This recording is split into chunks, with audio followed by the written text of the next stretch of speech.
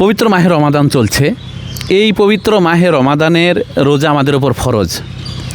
তো আমি আপনার কাছে জানতে চাই যে পবিত্র মাহে রমাদানের কোন রোজাটির কাজা আদায় করতে হয় এবং কোন রোজাটির কাফফারা আদায় করতে হয় এবং কাফফারাই কিভাবে আদায় করতে হয় যদি আপনি বলেন। খুব জরুরি বিষয় আসলে। জি। রোজা যদি শরীরি ওজোরে রোজা ভাঙতে পারবে, সমস্যা নেই, এটাকে কাজা বলে। এটা পরবর্তীতে রমজানের পর যখন তিনি সুস্থ হবেন বা তিনি ওই সমস্যার থেকে চলে আসবেন, জি। তিনি যত দ্রুত সম্ভব রোজাগুলো রেখে দেবেন, জি। এটা কাজা। আর কাফফারা হলো যে তার শরীরেই কোনো ওজোর নাই, তার উপর রোজা রাখা ফরজ ছিল, তিনি রোজা রাখতে পারতেন কিন্তু ইচ্ছাকৃতভাবে তিনি রোজা ত্যাগ করেছেন, জি। রাখেননি বা রোজা ভেঙে ফেলেছেন। এটাকে এই ধরনের ক্ষেত্রে ওই ব্যক্তির উপর প্রত্যেকটা রোজার জন্য কাফফারা আদায় করতে হবে। জি। কাফফারা আদায়ের সিস্টেম দুটো।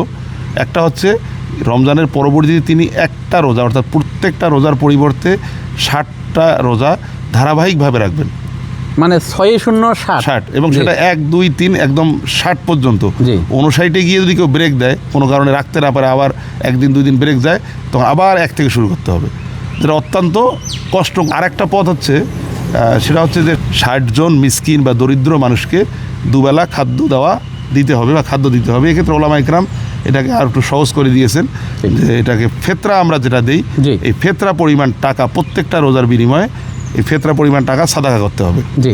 এবং সেটা জাকাত ফেতরা যাদেরকে দেওয়া হয় ওই সমস্ত খাতে, অন্য জায়গায় দিলে সেটা আদায় হবে না। অনেক অনেক ধন্যবাদ মোহতারাম, অনেক গুরুত্বপূর্ণ একটি মাসআলা জানলাম।